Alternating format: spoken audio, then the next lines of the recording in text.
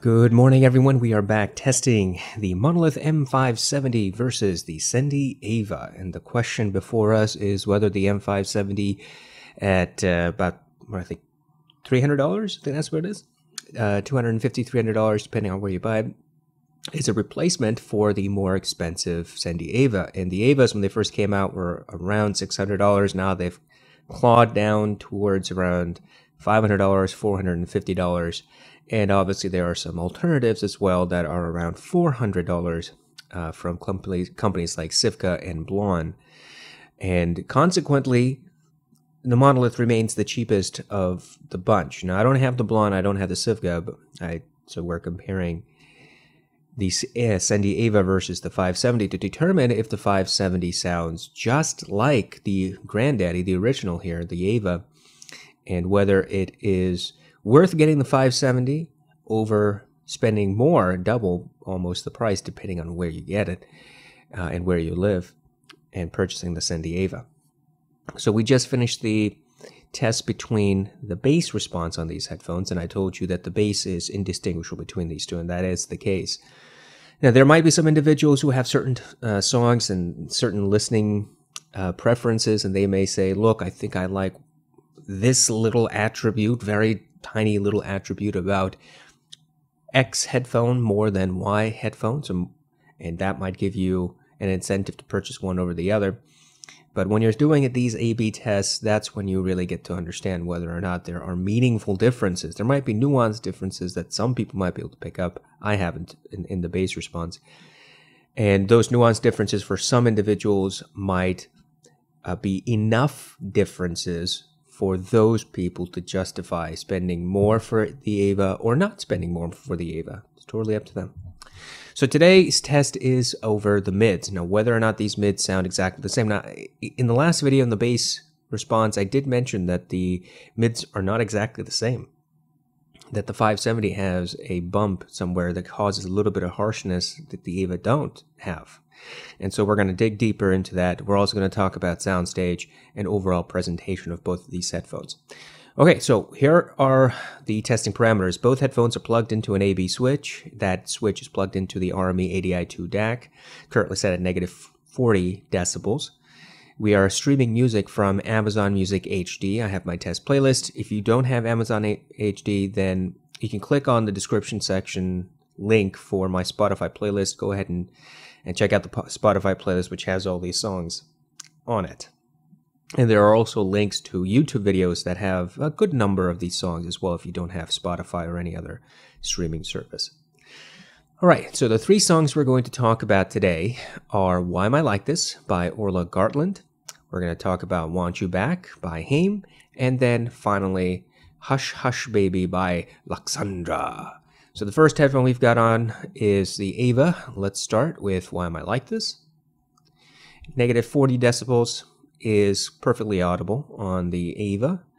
I would say it's about just below the volume somebody would have sitting on their couch, reading a book, or working on their computer. I think it's just a little bit louder is what people would prefer. So we're going to take negative 40, we're going to bump it up to negative 35. And I think that's about the right volume for most people just sitting on their couch. Nothing else is going on around them. And there is sibilance in Orla's voice that's natural with her. There's also some gratiness in her voice that is present.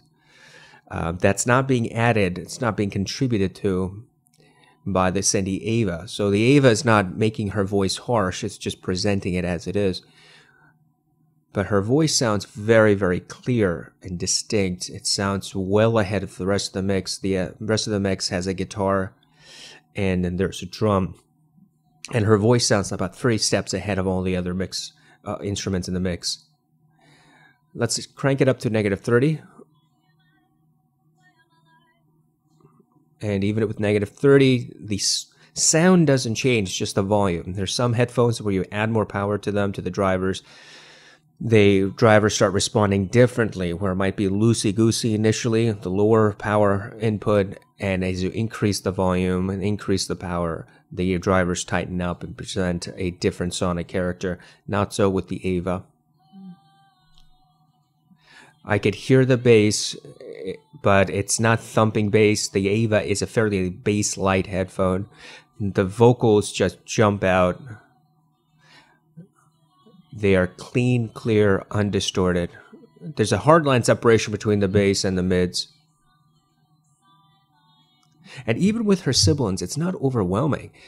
There are some songs, some headphones, let's say the 1770, 1990, that would accentuate the sibilants in Orla Gartland's voice. And even though the Aiva does have a almost sibilant-friendly signature, like there are times when it comes really close, it doesn't ever cross the threshold, in my opinion. I think that it just stays well underneath that threshold where it becomes ear-piercing. And so Orla's voice doesn't become harsh even in the sibilance range with the Aiva. All right, so let's restart, and we're going to go back, and let's switch to the M570. Okay, I've got the M570 on my head, and let's restart. Here we go. Oh, let's bring it back down to -40 first. There we are. Here we go. And -40 sounds exactly the same as it did on the Aiva. So the power output, the power requirements for these headphones is seemingly the same. On spec, on paper, it might be exactly the same, but in the listening test, I don't hear any distinguishing marks regarding one requiring more or less power. I think they require the same amount of power as far as I can tell. Let's increase to -30. And immediately I can tell there's a bit of harshness that the 570 presents that the Aiva doesn't have. And the problem is that, as I was talking about a moment ago, Orla has this graininess in her voice. There is some bump in the 570 signature that accentuates that graininess, and it just becomes a little too harsh, in my opinion. And it crosses into the sibilance territory where she says, why am I like this? The S to the end of the word this, it just becomes a little ear-piercing when it didn't on the Aiva. And it's almost, I won't say it's honky. You know, what honky is, it's almost like somebody is shouting into your ear. It's not quite that. It's just this very narrow frequency range, where the spike is noticeably more by 2, 3, 4 decibels, and it jumps out. And it's really odd because all other attributes of the song, the guitar, the drum, the other portion of the vocals, they sound basically the same as the Aiva. It's just that one bump that jumps out and separates the 570 from the Aiva, and it's not a pleasant separation, in my opinion. I can't imagine anybody sitting here listening to these back and forth saying, I really like that bump. It can be a little harsh, and with Orla's voice, I think, in my opinion at least, it sounds a bit harsh to me. It's just that little bit of graininess that is accentuated. Remember I said that the Aiva does not accentuate the grain, it just presents it without the harshness. The 570 does the opposite. It presents the grain and then adds to it. So when you do this A and B test, you can tell immediately that the 570 has this little character that seems out of character for a driver that's supposed to be a direct copy of the Sendy Aiva's driver. Okay, so let's switch back to the Aiva and let's move on to Want You Back.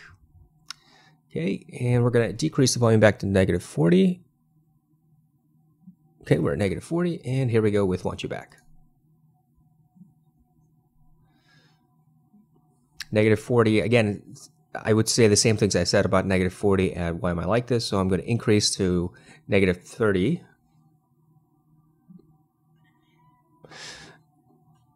I can hear the piano, I can hear the guitar. The primary vocalist sounds crystal clear. She has natural sibilance in her voice that isn't accentuated, so it sounds fairly smooth. I could hear the backup vocalist separated left and right. The primary vocalist is dead center. And now you have all three vocalists and all the instruments playing. The backup vocalists blend just a little bit so that the backup vocalist tonalities are not evenly and precisely separated. You could hear their different tonalities in the background, but it's a little bit difficult to pick out. When the other instruments are not playing and it's just the three vocalists, it's much easier to pick out all three vocalists individually. But with all the mix playing, it becomes a little bit harder. The primary vocalist is always clear. Her voice is always distinct. No matter if it's just her singing or it's the backup vocalist also, or if it's the entire mix. It's just that the backup vocalists, they have a melding sort of effect when you have more than just one instrument playing. So for example, right now, I can clearly hear the backup vocalist easily separated. It sounds different in the left from the right ear. But as soon as we bring in the rest of the mix, like right now, the tonalities start blending and it's harder to hear the backup vocalist separate. You can hear it if you pay close attention, but it doesn't jump out like it did when the rest of the mix wasn't playing. Other than that, there's no harshness, there's no graininess that's being accentuated. It just sounds, for the lack of a better word to describe it, natural, in the sense that none of the voices sound harsh to me. So let's switch to the 570.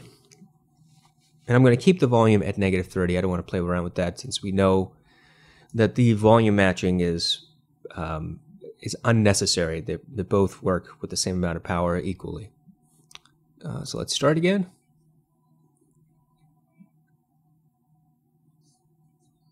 There's a bit, I wanted to say that there's a bit more sibilance to the primary vocalist with the 570, but I don't think that's quite true. It's really hard to tell because, okay, so let's stop. And I'm going to go back. I'm going to switch to the Aiva.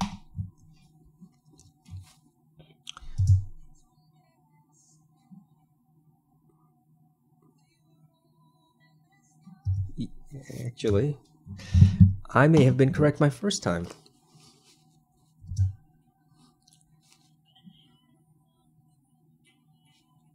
Let me keep listening. Yeah. It sounds like the 570 has just a slight bit of bump to the sibilance territory for this particular vocalist. It's just about 1 or 2 decibel difference. It's not a huge difference.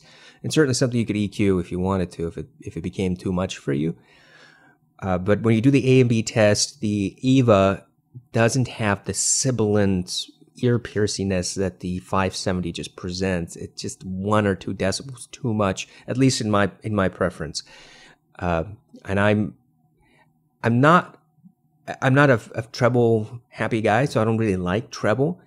But I'm not one of those people that can't stand treble either. So when a headphone presents something that sounds just a bit too trebly, I can pick it up. It's not bothersome on the 570. It's not what I'm meaning to say. It's just in comparison to the Aiva, it's noticeable by those 1 or 2 decibels. Let's keep playing. The separation of the backup vocalist sounds the same, left and right. Clear separation when there's just one other instrument playing. But in a moment, we'll get the rest of the mix, and we'll find out if the separation continues. Okay, so now we have the rest of the instruments playing. And I would say the separation becomes a little bit blended, just like with the Aiva. So the separation is exactly the same when all the other instruments are playing. It's harder to separate the backup vocalists when you have more than 1 or 2 instruments. When the entire mix is playing, the primary vocalist is clearly audible, dead center. The backup vocalists are in the background, left and right ears, but their tonalities become blended. Now, take away the other instruments, as in right now in this song. Primary vocalist is clear, And in a few moments, you'll hear the backup vocalist, and the backup vocalist is going to sound clean and clear, very distinct. Their individual tonalities are going to be very different. And they do, right here. Yeah, one sounds different on the left versus the other one on the right, which is exactly the same way that I heard it on the Aiva. The only difference here is that there's a tiny bit more sibilance available on the 570. There's that bump somewhere that the Aiva doesn't provide. As far as the grain, I don't think that there's any noticeably distinguishing marks about the graininess. There's not much graininess in this song or to any of these vocalists as there was with Orla Gartland. So where Orla's voice just has that natural grain to her, and any headphone that accentuates that particular frequency is going to jump out. With Want You Back, none of the vocalists has that grain, at least definitely not to the same extent that Orla does. And so there's nothing really for the 570 to accentuate other than the sibilance issue that I spoke of. All right, so let's switch and let's go to our last song, Hush Hush Baby by Luxandra. All right, I've got the Aiva on my head, so here we go.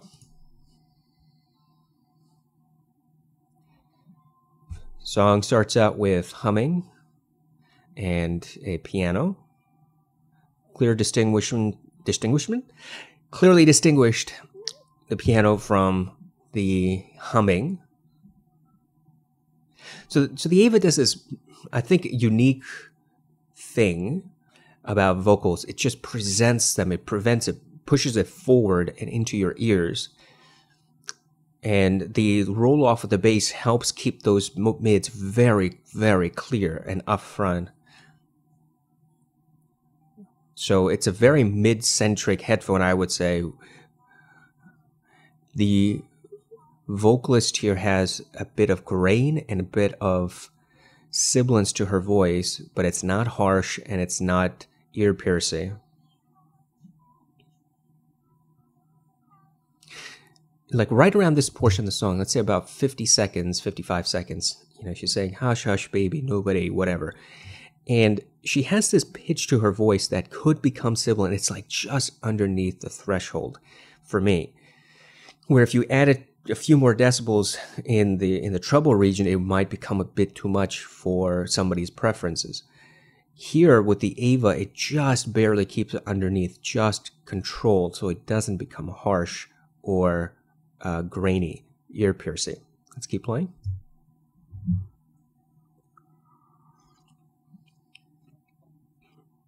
And now we're going to have the piano.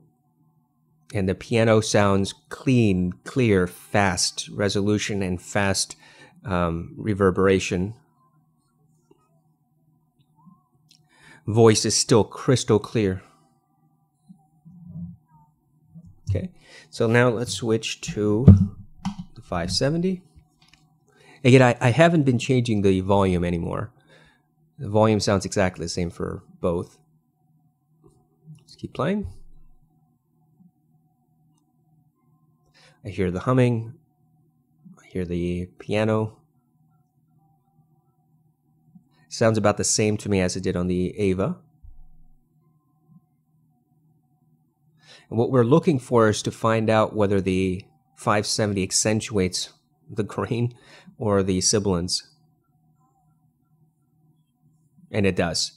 It definitely does. It's something that just jumps out. So this vocalist has just a tiny bit of grain. Same thing with Orla. And she has sibilance. And the 570 with the bump just adds a little bit more grain, accentuates that grain and accentuates the sibilance in contrast to the Aiva, which has a smoother response by a couple of decibels, but a smoother response in comparison. Let's keep playing. I mean, it doesn't sound like I can't listen to the song, but when you're comparing these two headphones and one is smoother, I would rather listen to the smoother presentation, the one that doesn't get ear piercing. And the 570 does become ear piercing. Now, luckily, it's only by a couple of decibels, so you can adjust it in EQ, or it could be adjusted with the pad change. theoretically. But stock pads, nothing else altered, the Aiva is less sibilant than the 570. And that grain the 570 accentuates isn't being accentuated by the Aiva.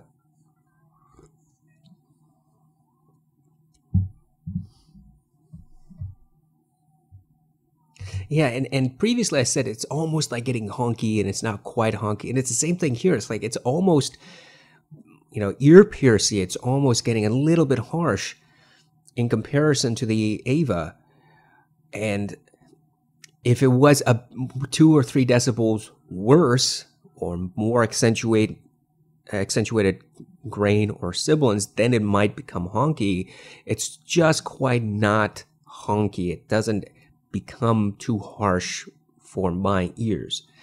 But the fact that it is more honky, quote, than the Aiva is something to consider. It's a fairly serious difference, I think, because it jumps out, and it continues to have jumped out every single song we've played, even during the bass test. Now, as far as soundstage is concerned, the soundstage is exactly the same between the two. There is no difference that I have been able to tell. In fact, I would say both headphones have about average to above average soundstage, depending on which type of song you're listening to. And for all these songs, I would say it's about average soundstage. These songs are pop songs for the most part, and their soundstage is going to be limited to about average, and that meaning a medium-sized room, good bookshelf speakers or floor-standing speakers in a medium-sized room. That's what I mean by average soundstage, and both headphones here represent that equally well. One doesn't have more or less than the other. All right, so let's talk about conclusions. So the only difference that I can say is the bump in the harshness on the 570. The grain is accentuated for those vocalists that have natural grain, audible grain in their voice. And the sibilance is accentuated for those vocalists that have sibilance in their voice. The Aiva, by comparison, is about 1, 2, or 3 decibels rolled off in the grain and the sibilance, depending on which song you're listening to. Now, I've been told by reliable sources that the 570 is a carbon copy of the Aiva, the driver at least. But in practice, I don't think that's quite the case, because the harshness that jumps out on the 570 is not the harshness of the Aiva. These two are very, very similar. I mean, they're indistinguishable for the bass. For the most part, they're indistinguishable for the mids. They're indistinguishable for the soundstage, except for that slight bump. And it's that slight bump that immediately shows one is the 570 and the other is the Aiva. So maybe Monolith was like, we're just going to buy the driver from the Aiva and we're going to stick it into our own housing, and that'll be the end of it. And they didn't alter the tuning. It could be the pads that they're using is causing that bump. It could be the housing. I mean, I'm not the type to say that a headphone's housing material is going to change noticeably the sound signature.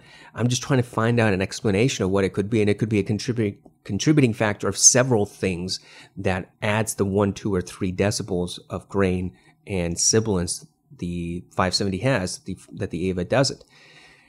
Consequently, it could very well be that the 570 has not changed the driver or the tuning at all, except for the way that the tuning is presented in the total package.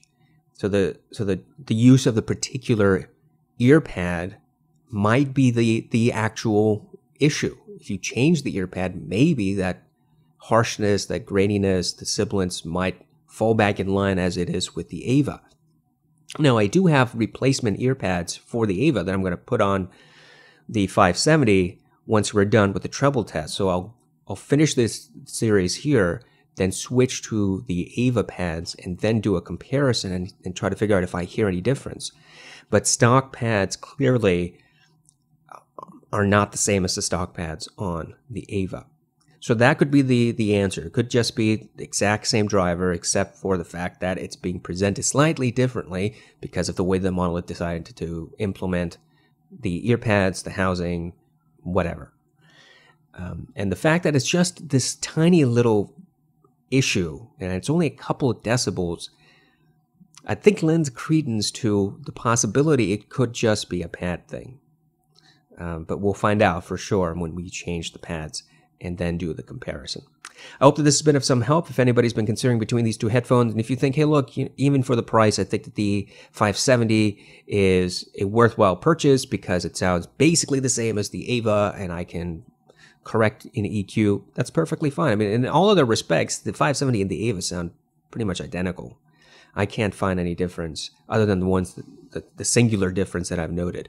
For bass, exactly the same. Mids, for the large part, exactly the same. Soundstage, exactly the same.